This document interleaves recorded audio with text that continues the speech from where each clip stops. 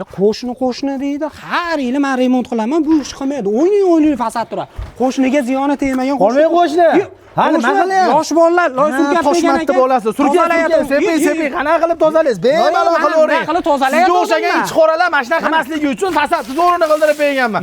Qarang buni. Hech nima bo'lmadi-yu. Sizni ustingizdan suv quyib yuborsam bundan toza bo'lmaysiz. Qalay ekan? Zo'r ekan, bu nima o'zi? Sizdan to'yganligim uchun ustini traverding qildirib yubordim. Qo'qonli zo'r ustani topganman. Ko'rdingiz, qanaqa yuvilib ketdi. Uyning ichini bitta qarang. Sizni betingizdan ham battar qilib yaltillab berishgan ko'ryapsizmi? Eng qizig'i 100 ming so'm. 100 ming so'm. Ha, sizlarga qo'shnilarga davo 100 ming xolos ekan. 100 ming so'm pul berdim. 2 kilo traverding topdi, 2 kilo polirovka qilib, jemchuqli yaltillab berdi. Sizga o'xshaganlar bo'yab ketadimi, chachib ketadimi, qizig'i yo'q. Eng qizig'i, O'zbekistonda 12 ta viloyatiga xizmat ko'rsatishar ekan, hamma rasxod ichida. Mana eshik romlarida atrofidagi tiyagalagi, yaxshi odam ekansiz deb bonus qilib berishadi. Hammaga ham qilib berishadi. Video pastiga nomer qo'yaman. O'sha videodan ko'rib telefon qilib eslaman deb. Ana Vadim Musa oqib ketgan devorda yashavermasdan. Do'stlar, sizlarga ham tavsiya qilaman, ustani zo'ri. 100 ming so'm berasiz, hamma rasxod ichida usta haqqisi bilan. Devorga hech nima bo'lmadi.